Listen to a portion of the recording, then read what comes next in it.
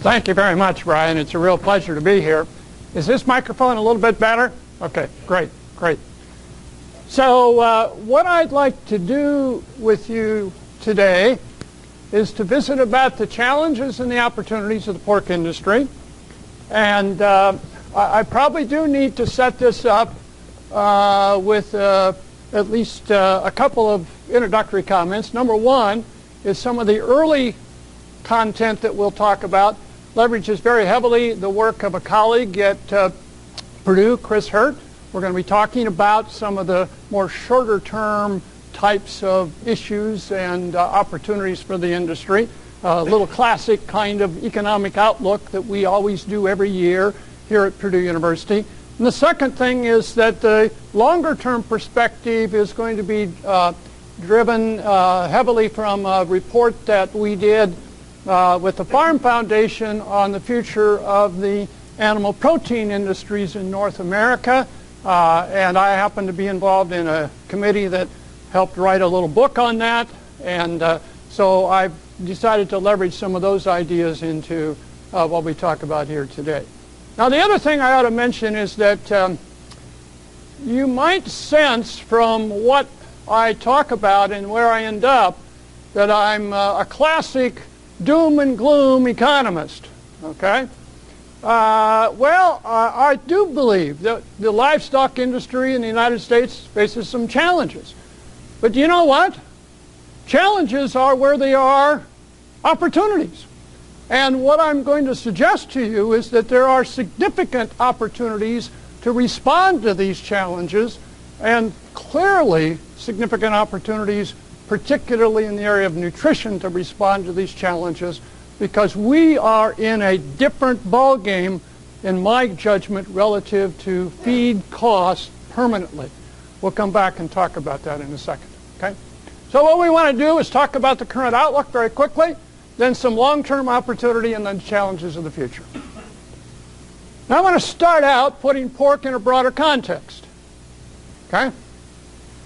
And if you look at this chart very long, it's really, and don't even have to look at very long, it's really, really, really, really concerning of what we see if we were to continue that trend that we see for the last 5 to 6 years in terms of domestic U.S. animal protein consumption. It's important to recognize that the decline in U.S. animal protein consumption per capita started before the economic recession. So it's not as though you can explain, as you have maybe previous declines, like back here in previous periods, that, oh, this was related, which it has been very much related, to economic slowdowns in the United States, recessions or slowdowns in the economic growth. This started before the recession in the United States, and it was heavily influenced by the recession in the U.S. Okay? So per capita consumption of animal proteins is really, really, really, in the United States, is really, really under significant pressure. Okay? And the important issue from the perspective of at least domestic demand is what might be the forces that result in that coming back up, and where will pork participate in those in that recovery process. Okay? One way to look at this chart is to actually start over here on this side. Here's what's happened in terms of prices of animal proteins. And why did that occur? Well, look at this. The only animal protein industry in the United States that has not significantly adjusted its volume of output is the dairy industry. Okay? Milk supplies continue to go up. Dairy farms have not cut back their herds, and because of that, the dairy industry has actually had a longer period of depressed incomes even than the pork industry had, which we know is exhibited in recent times. And so now we have had a significant recovery in terms of the amount of poultry But this is basically this has been a significant reaction. We actually indexed this to 207 to the economic stress. We saw significant decreases in supplies, beef more than others, and we saw this significant price recovery. I'm not going to spend a lot of time on the details behind this. But let me just put in front of you a concern, a significant concern we have about the domestic market. And that is driven by the economic and business climate we see today in the U.S. Double dip recession is now the talk of the town.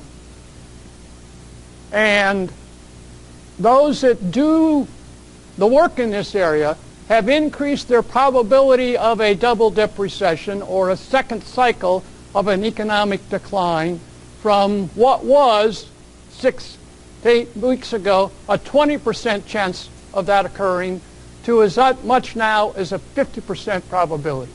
Most of the gurus that work in this space are talking about 30 to 40% probabilities of a double dip recession. There are some that have it now up at 50. That is a significant concern because if we combine that with what we're going to talk about a little bit later, a potential of a significant economic slowdown, not just in the U.S., but in the rest of the world, and it's very hard to have the U.S. and Europe go into a recession and not have it transmitted, at least to some degree, to the rest of the world. If we get a significant slowdown in the rest of the world combined with the U.S. slowdown, the question is going to be whether we might end up in having to have a second adjustment of this industry. We have of the animal protein industries. We have downsized the animal protein industries in the U.S. by somewhere around 3 to 5%. And that's how we've got this improved price situation. If we get another recession and we get a slowdown in the global economy combined with that, then we may have to downsize again. That is a very, very significant concern. A very significant concern. So many of you already are saying, yep, he's right, doom and gloom, doom and gloom. No, I don't think so, but we need to recognize that the short run has some challenges that we've got to worry about, okay?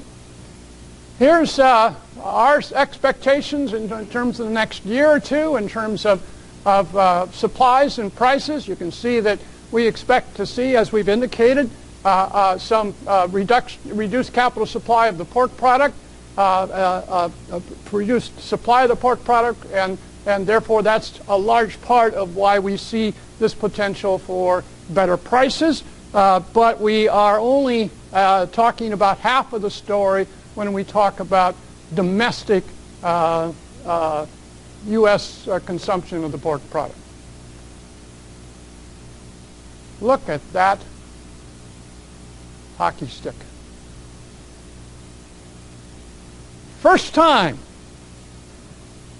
in modern history, we've had an unbelievable number of firsts in the last year. But what for you was maybe one of the most important first time in modern history events that happened just 2 weeks ago? Well, it wasn't the price of corn. It was the cause of the price of corn. For the first time in modern history, ethanol plants have purchased more corn than livestock producers. We today use more corn to feed fuel plants than to feed animals. That's the first time in history. Okay? Now, we need to be careful with that number, though, because that's true when you talk about purchases. But what's the byproduct of the fuel industry, the ethanol industry? It's the DDGs. when you net that back into the feed supply, we still see animals consuming more of the total net corn than we had in the energy industry. In fact, if you look at numbers, you'll find that the animal industry, the ethanol industry purchases about 40% of the corn, but when you net out the DDGs, it basically uses only about a third of those supplies of corn that were typically historically available primarily for the feed industry as well as the industrial uses, corn syrups, etc. That is a huge, huge problem for the entire animal protein industry. It's a huge problem for the pork industry. It's, in an interesting thing, not quite as much of a problem for historically the ruminant animal nutrition industry because they are in a better position to use that byproduct, at least up to this point they have been. And that's an opportunity, it seems to me, that you ought to be thinking about. How can we better use those byproducts, and can we use that byproduct DDG in our industry? Okay? Here's the just profound increase in demand for corn to go into the renewable energy market. Okay? Probably the most important thing from our perspective is this growth seems to have run its course. The expectation is that after 2015, when we've maxed out the mandated requirement, let's make sure we understand that this demand is driven fundamentally by government policy. Okay? It is not driven by market forces fundamentally. Okay? You will not get market forces driving the ethanol industry to expand beyond its mandated requirements until you get about $120 oil. Okay? And so basically, as long as we keep oil generally below $120, this industry is going to be primarily driven by government policy. Okay?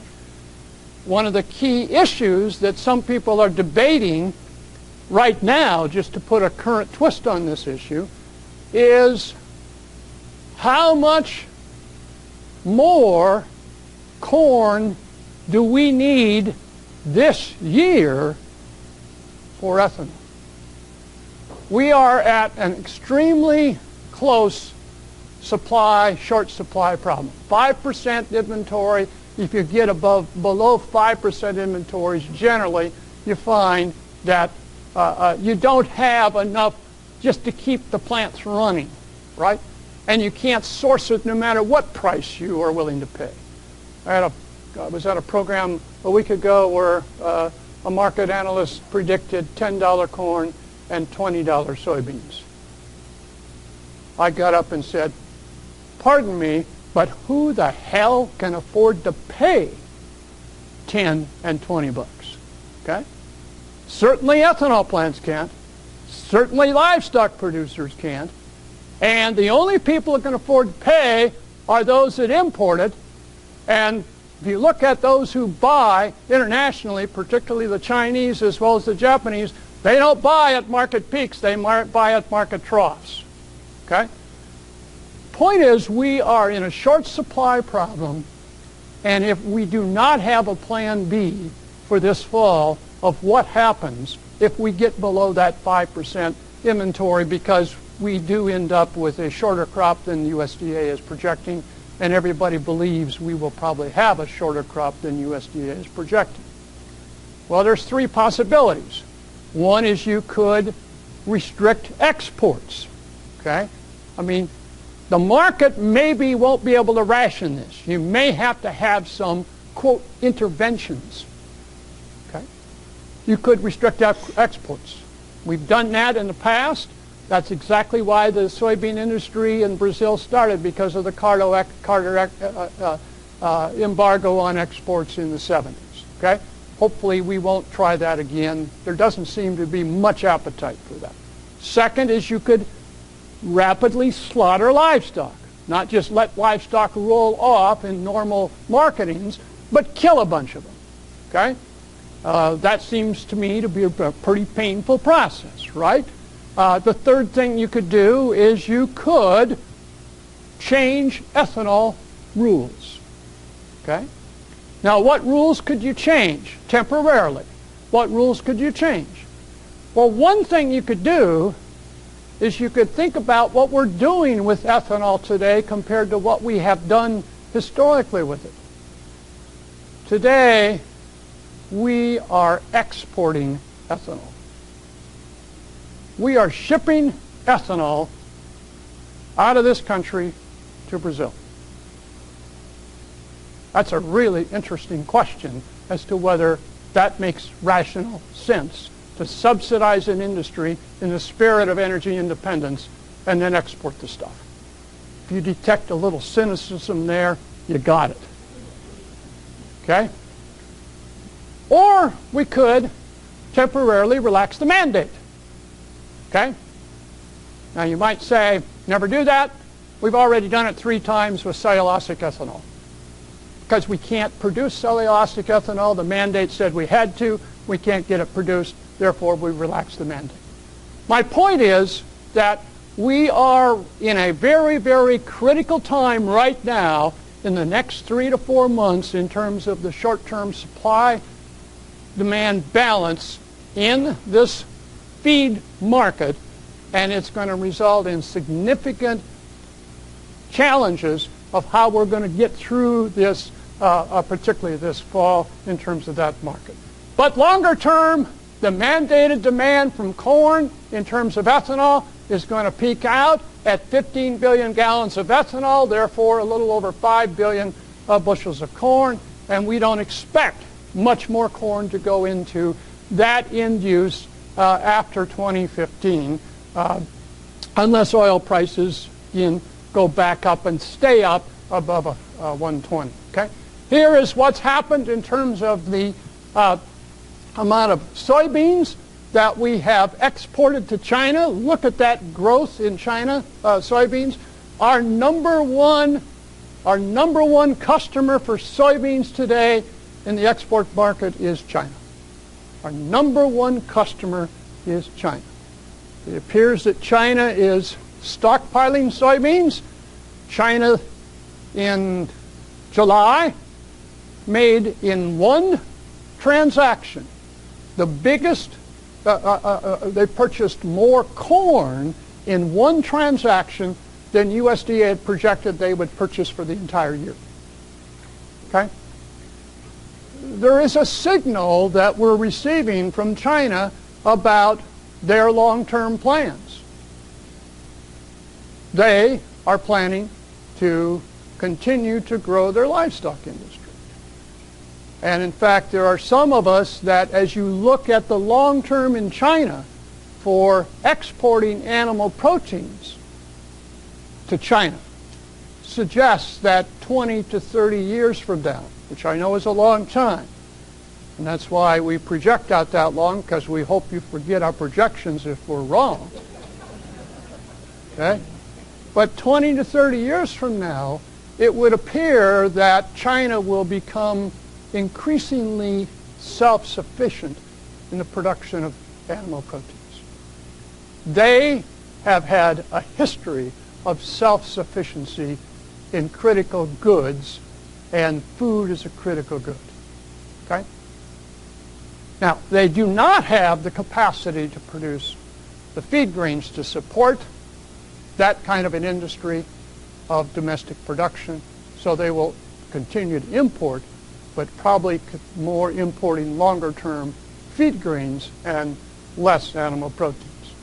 But you put these two together, that growing demand for corn, that growing demand for soybeans, and that's why you have this profoundly high feed cost environment that we face in the agricultural industry and the animal protein industry faces.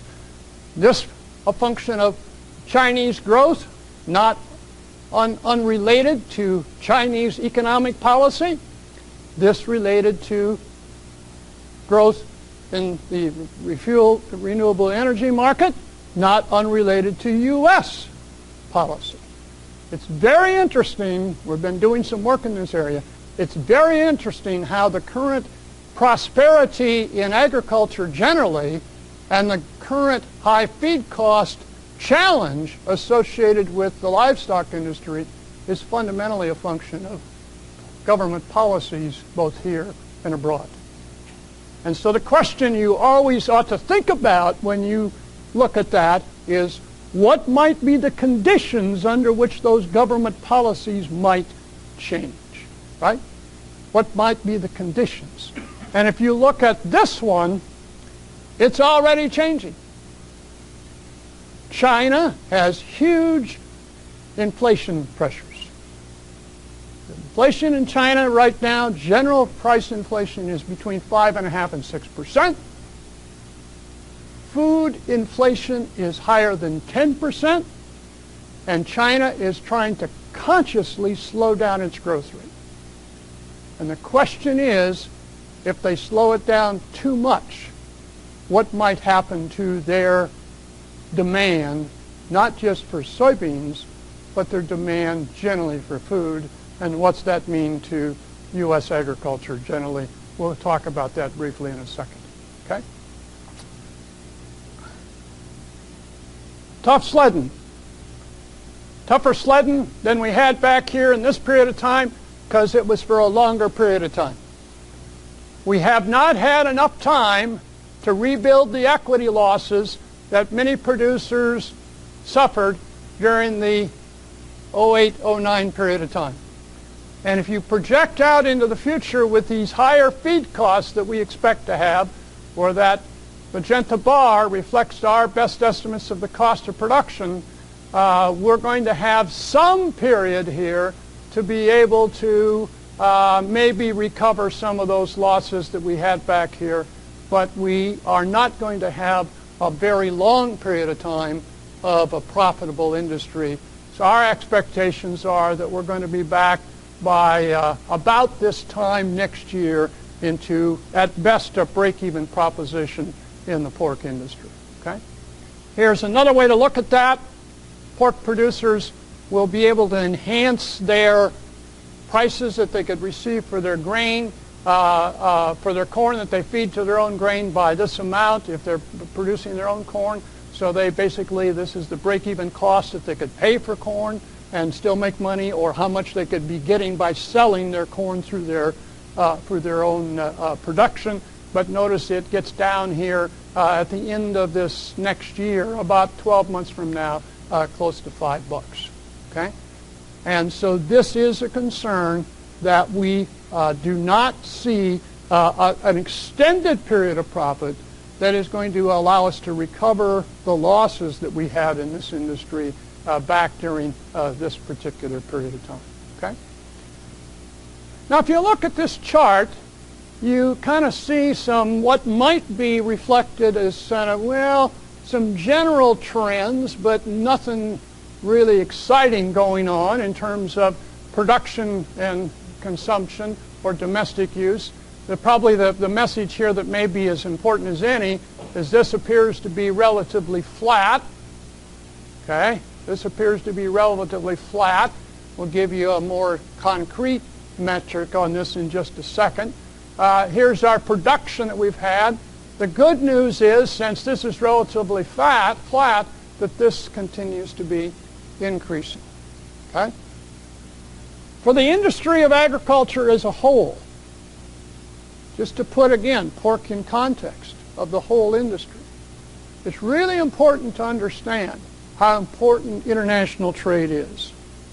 For every dollar that U.S. farmers deposit in their checking account, 25 cents comes from exports. We are one of the most export-dependent industries in the U.S. Now, that's good news when there's strong exports. And it isn't such good news when exports are weak. And we've had some of that in the history of agriculture, not as recently as we've had back in the 80s. Okay? It's really important for us in agriculture to appreciate and understand that our financial success is heavily dependent on what happens in the rest of the world and how much the rest of the world increases not its population. Not its population. Let me be critical of us and a lot of our colleagues. There's a whole lot of people wandering around saying we will have 9 billion people by 2050 and we got to feed them. What's wrong with that statement? How many of you have watched what's going on in Somalia right now?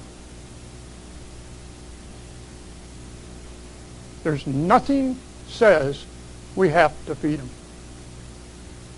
The question is not population growth. The question is income growth. Income growth. That is the major determinant of whether, in fact, we will have a strong future in agriculture, not population growth. It's income growth and income growth in the rest of the world. That is really, really critical. You can get a hint of that when you look at these numbers. Here's what's happened in terms of exports as a percent of domestic production. Now you get some interesting things going on here. The black is corn. Look at that. Okay? Doesn't seem to be going in the right direction. Okay? But look at this one. Pork. And animal proteins generally. Okay? The reason why, the fundamental reason why agriculture has been so recession resilient, we will set a record more than $100 billion income for the entire industry this year. Never seen that in history. $100 billion, more of it to the grain sector than the livestock sector, but the livestock sector has recovered pretty significantly compared to where it was. The reason that has happened is because agriculture has been the most export-dependent sector compared to most of our rest of our economy. And what's happened is exports have continued to grow. We had a short down blip during the first phase of the recession, but we've continued to have growing exports generally for the industry. Okay? In fact, here's maybe the best chart to explain what's happened in the overall economy, what's happened in agriculture, and what's happened in terms of the animal protein industry segment of agriculture specifically. Okay? The yellow line, or the top line, is the economic growth in the emerging economies or the developing economies. Okay? India, China, Brazil, etc. The bottom line, the red line, is the economic growth in the developed world. Okay? Particularly dominated by the U.S. and Europe. Okay? You get a very interesting message when you look at this chart. You find that the advanced economies had a deeper recession and a longer recession. The less advanced economies, the emerging economies, developing economies, had a relatively shallow recession and a very fast recovery. And because the advanced economies had such a shallow recession and a strong recovery, they continued to buy our stuff. Economics at the macro level is not complicated, in spite of what you may remember from your college years. There's only 4 pieces to any economy. You don't even need 2 hands for this. It is domestic consumption, it is business investment, it is government spending, and it is exports. That's what comprises economic activity of any country. The U.S. economy did not recover from its recession because consumers started spending. It didn't recover because businesses started investing. It was not the stimulus package of the government, in spite of the claims of the government. It was exports. The reason the U.S. economy recovered was export growth. And it was not exports generally to Europe, which is in worse shape than we are. And if you don't believe that, how many of you have been watching what's going on right now in Europe? In fact, Europe could be the reason we have another recession. The biggest countries: Portugal, Ireland, Greece, and Spain. First time in modern history of sovereign debt default potential on the part of developed countries. Add Italy, okay, the fourth largest economy in Europe. Add to that the fact that Germany, the only strong economy in Europe that was supposed to be available to bail the rest of the EU out, showed a growth rate in the first quarter of 2011 of 0.5%. Italy is in, EU is in deep, deep trouble. And that contagion impact has significant potential implications for our overall recovery. Exports are the reason the U.S. economy recovered. Exports are the reason why agriculture was as recession resilient as it was. And the question we're very concerned about is if we get a second recession and we get a significant economic slowdown, not in Europe, that's a given, but in these developing countries, including Mexico, important for pork, what will that do to the agricultural industry this next time? If that were to occur, will we be able to be as recession resilient as we were? Here's the growth numbers that you ought to be cognizant of. By the way, this is out of date. The IMF just came up with some numbers about 2 weeks ago. I didn't get a chance to update the deck. Every one of these numbers should be reduced by somewhere around 0.3 to 0.5%. U.S., for example, now is even less than a 0.3 to 0.5%. It appears that the U.S. will grow less than 2% for the year 2011. We hope to get back up to 3% in 2012. These two countries here are really critical for the overall agricultural sector. Growth rates like that, combined with what people do with that increased money, is really, really the answer for U.S. agriculture and for the U.S. animal protein industry. And it's driven by this chart. Now, if you don't visualize, after I'm done, any chart in the deck, this one you ought to go to bed and dream about. Because this is the one that provides you and me in the animal protein industry the reason to say, yeah, we could have a little short-term problem. Yeah, we might have a little difficulty here in the next year or two again. Yeah, we got to worry about high corn prices and high feed prices. But holy Toledo, there's no question what's going to happen to demand growth long term. This is the percent of the diet. That's on this axis. That's animal protein based. This is income. What happens, by the way, about a third of the people of the world live right down in there.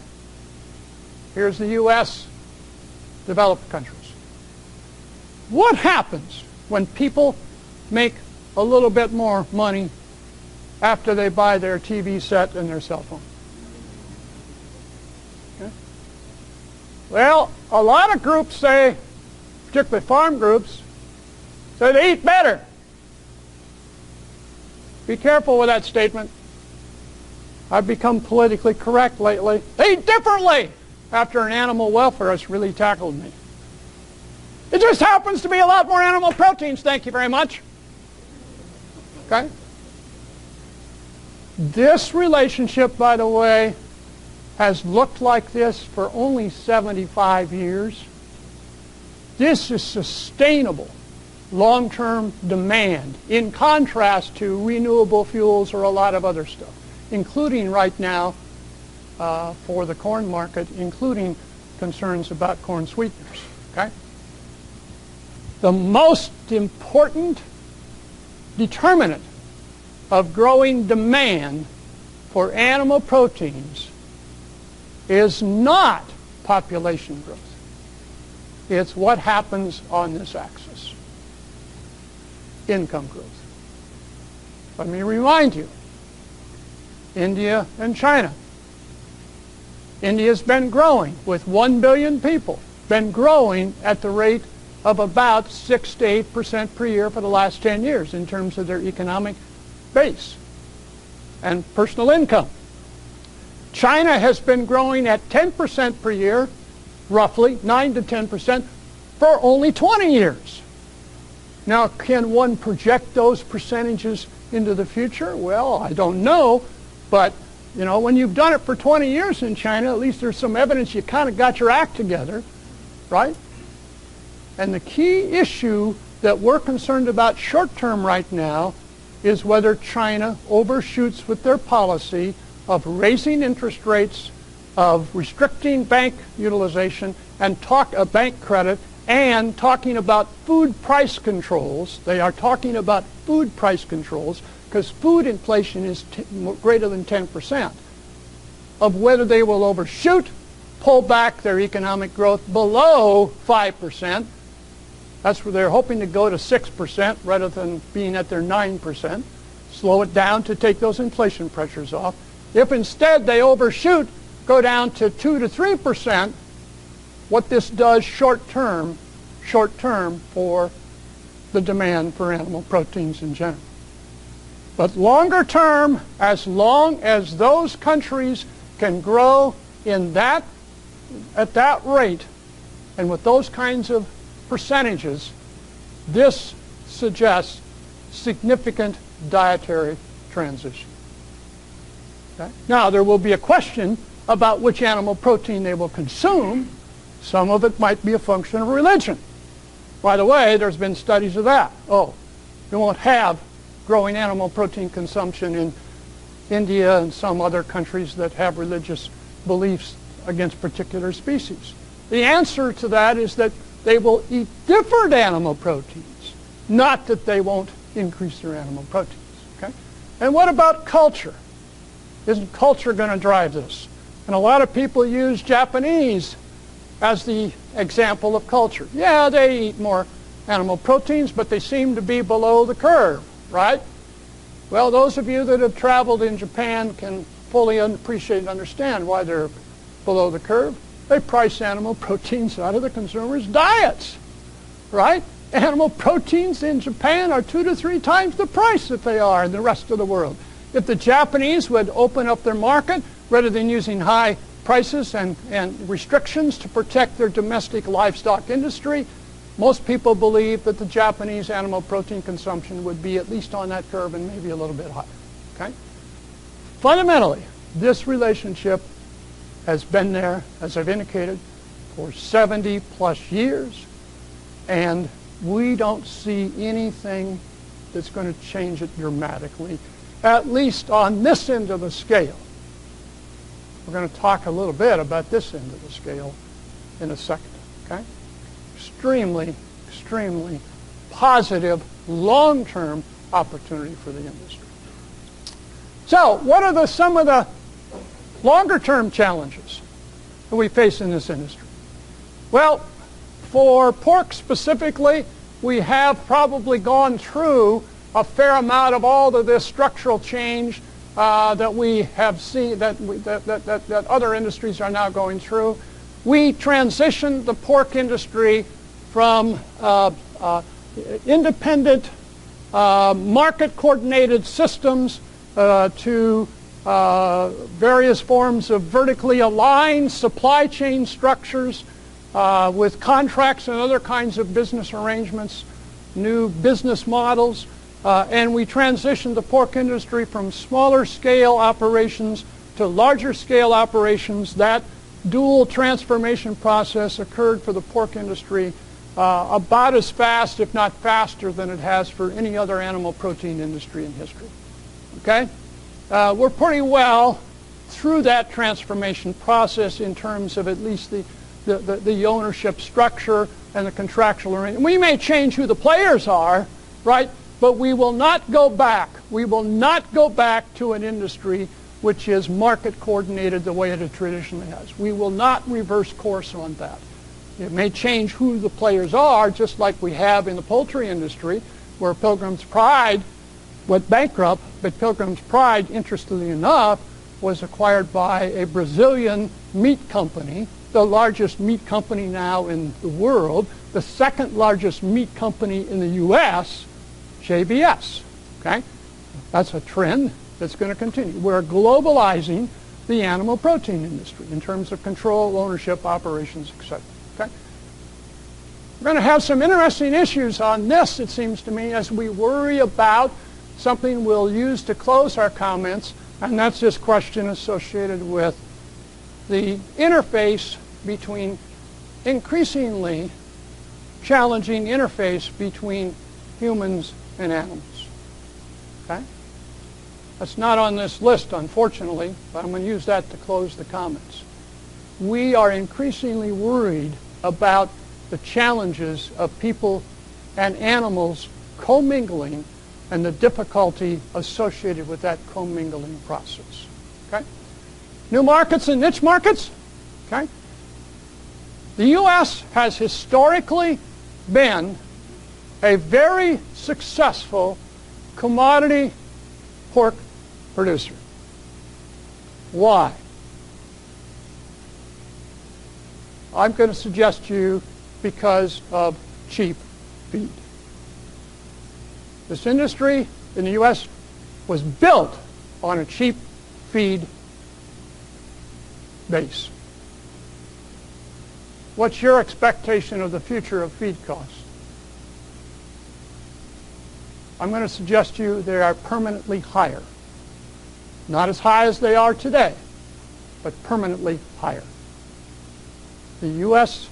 livestock industry is going to have to think about the challenges of more expensive feed. Now, if there's ever an opportunity with people in the nutrition business, it's when you got high-cost feed. Cheap feed meant that if you screwed up nutritionally, unless you killed the animal, it was no big deal. Not quite, but almost. Right? Expensive feed says, we got to work a lot harder at this, and we've got technological opportunities here we need to exploit. Just to put it in a context so you know numerically what I'm talking about. Actually, the person's work that I respect the most in this area is Scott Irwin, University of Illinois. He and his colleague Daryl Good have looked at what they call price plateaus, and their analysis is that we appear to be in the corn market at a new price plateau, and they basically are saying that if you fast forward here for the next, say, 10 years, we would expect to see corn prices generally in the $4 to $4.50 area, maybe using $4.50 or so as kind of a base if you were looking at kind of the mean average price, which is clearly double or close to double historically what it's been. It actually is more than double of the long-term trend prior to this period of time. The range on that corn, their analysis suggests it will probably generally be somewhere between $7 at the high and $3.50 at the low. Okay. Will we see in the next 3 to 5 years $3.50 corn? You can bet on it. You can bet on it. Will it stay at 3.50 permanently? Be surprised. Okay, I'd be surprised. And so the question for livestock producers is, how do I think about producing animals when I've got a $4 to $4.50 price on my corn and similar prices on my soybeans in a context, etc. Well, you might do what a lot of the rest of the world does when they have high corn prices. What do? Wheat is a feed grain in the rest of the world. Don't ever forget it. Wheat is a feed grain. Interesting new development, just as a sidebar, in the ethanol market. There are a number of Eastern ethanol plants that are blending wheat with corn in their plant. 5% wheat going into those, because wheat's cheaper than corn, which is unique. That, by the way, is a unique phenomenon, rarely occurs. They're blending wheat as a feedstock into ethanol plants. Remember, there are alternative sources of feed grains. Maybe that's an area where we need to do a lot more analysis, nutrition. I don't know. I'm not a nutritionist. What's the opportunity? Okay? New markets, new niches. If we are going to be challenged to be a low-cost commodity producer and successful as a low-cost commodity producer, maybe instead we ought to follow the Danish model.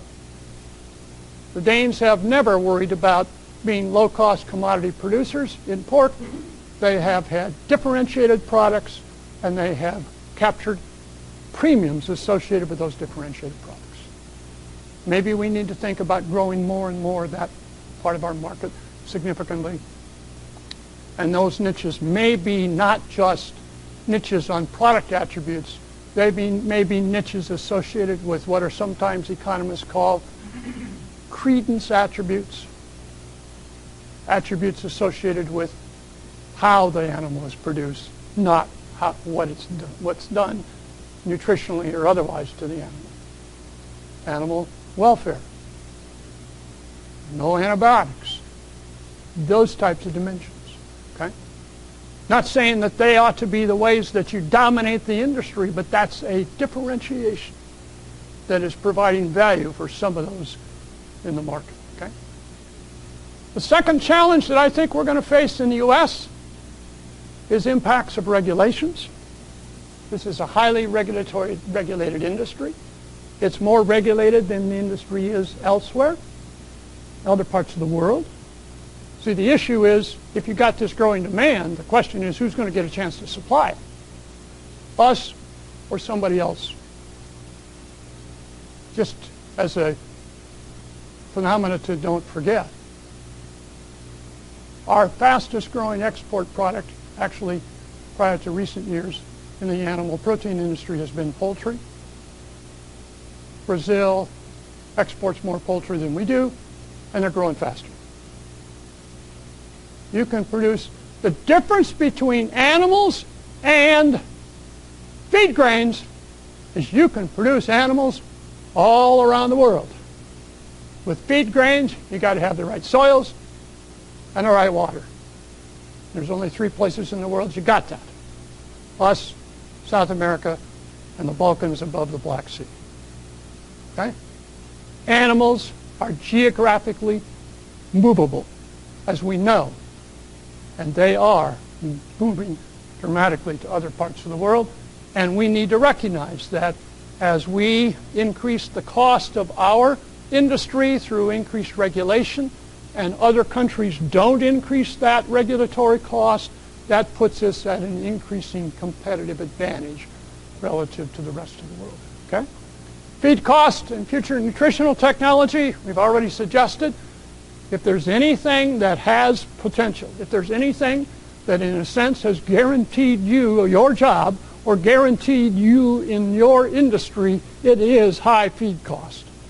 That provides the nutritionist profound opportunities to change and alter and get us increasingly competitive in this industry. Okay? Production technology and crop livestock synergies. As we've taken this industry and we've concentrated it, we have lost the benefits of capturing the co-product produced out of animals. The co-product produced out of animals used to be a throwaway product, right? With nitrogen prices the way they are today, that co-product has huge value. And we need to think about how to do a better job of capturing that co-product. Notice I didn't say a byproduct. It's increasingly a co-product. Okay? Just like in the ethanol business, DDGs are the profits. Just like in a slaughter plant, it ain't the carcass that makes the money. It's all of the offal and byproducts. That's where the profit is. Increasingly, it could be that for some pork producers, pardon me, my English, it ain't the animal, it's how do you capture value from the animal waste. How do you capture value from the animal waste?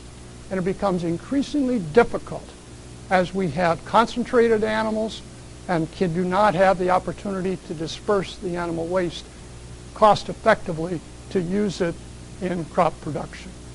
Higher nitrogen prices make this extremely important. Will that mean that we go back to a typical Midwestern livestock industry where we put plants and animals on the same farm? Nope, ain't going there. What it will mean is that we're going to be much more creative in how we put together linkages between grain-producing operations and livestock-producing operations to capture that value. Okay? And there will be businesses that are doing this now. If you drive around the state of Indiana, Merrill Brothers is doing it, and a whole bunch of others.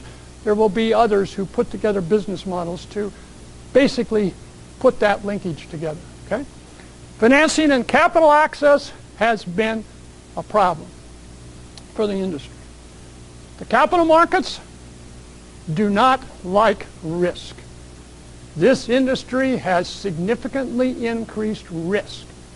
And it's because of the fact that we have not just volatility on product prices, which has always been the source of risk, but you as a banker could always count on low feed cost. And you can't count on low feed cost anymore. And so margin volatility in this industry, which is what a banker worries about, margin volatility is up by a factor of 3 or more. 3 times. Bankers, the only livestock industry that bankers are less positive on today is dairy. Dairy. Dairy, again, because it hasn't adjusted. The livestock industry generally is not the favorite of the banking industry today. Capital markets are extremely cautious about this industry. And so sourcing funds to expand your business or modernizing your business are going to be very, very difficult for livestock producers. The other thing that's going to happen is we do see rising interest rates. Now, Ben Bernanke, chairman of the Fed, has given us a window of opportunity. He said, I will keep interest rates low for 2 years. Holy Toledo, that's new too. We've never had anybody in the Fed be that direct. They've always said extended period of time or something. 2 years, he said. 2013 is before we ever expect to raise them. Whoa, Ben, you really can predict the future that well? Ben could change his mind. He has in the past. Okay? But we do expect, until we get a strong recovery, which will be the basis upon which interest rates go up, not what Ben says, okay? We will get rising interest rates. If you look at interest rates for the last 20 years for the entire economy and agriculture specifically, they have been low, they have been declining and low. Okay? This industry has benefited from cheap money. That will change longer term. There's nobody that I know that isn't saying that interest rates will, by the end of this decade, middle of this decade more likely, be significantly higher than they are today. How much higher? Say 4 to 5% higher than they are today. Interest rates for producers will be probably about double what they are today by 2016, 2017. I used to say 2014, 2015 until Ben made his pronouncement, okay? And until we started looking at a double-dip recession, okay? Energy costs in ethanol production. Okay. So on financing and capital access is a challenge. Cost of money will be a challenge for this industry. And those are going to be challenges for modernization and for expansion of this industry. Energy costs in ethanol production, we've already talked about. The good news on that from the livestock sector is that at least that market demand is maturing out. We do not expect to see the ethanol demand rise much beyond 2015 when we'll have maxed out our mandate. We will continue to have, we think, higher energy costs in terms of fossil fuels and other types of things, but it's really the impact here primarily comes through the ethanol market. Okay? And increasingly, as we've already suggested, given the volatility of agriculture, volatility on the cost side, we now have more risk in this industry than we've had, which puts a premium on managerial skill sets as well as a premium on the capacity to manage that risk. If you're looking for David Letterman's list of 10, whether this is in the right order, I do not know. Who's fussing about U.S. animal agriculture? About everybody. Okay? Now, you could look at that list, and you could walk out of the room and say, gee, I better get in a different industry or a different business. Or you could look at that list and say, as a person developing new ideas, new technology, new R&D, whether it be in the private or the public sector, there's no better list to look at to respond to. When will we be able to have animals that can sit next to people and not pollute their air and water?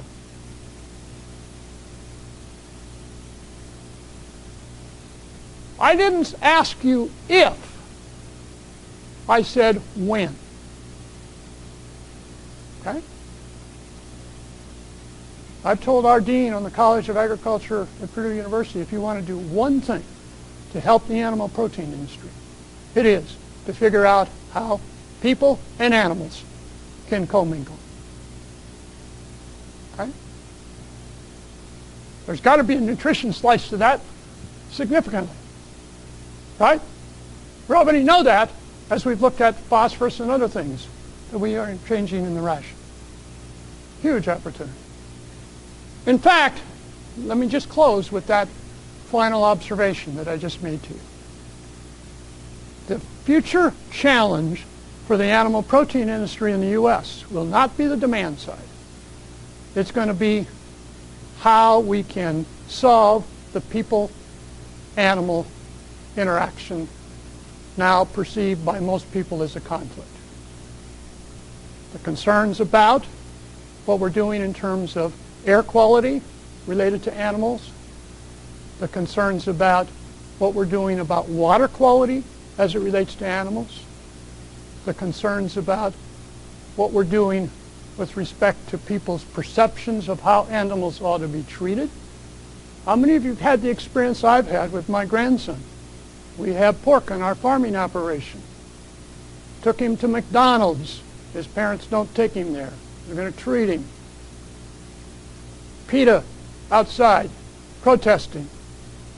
Jacob says, Grandpa, do they kill the pigs on your farm? Hell yes, I said. Destroyed my relationship with my grandson. Right? Whether you believe it or not, if you have not read the K through 12 textbooks, read them. Animals are projected to be very different than sources of food. That's the third people-animal challenge. The fourth people-animal challenge is transmission of diseases between people and animals. As we get increasing interaction between people and animals, those four fundamental challenges provide phenomenal opportunities for everybody in this room. Thank you very much.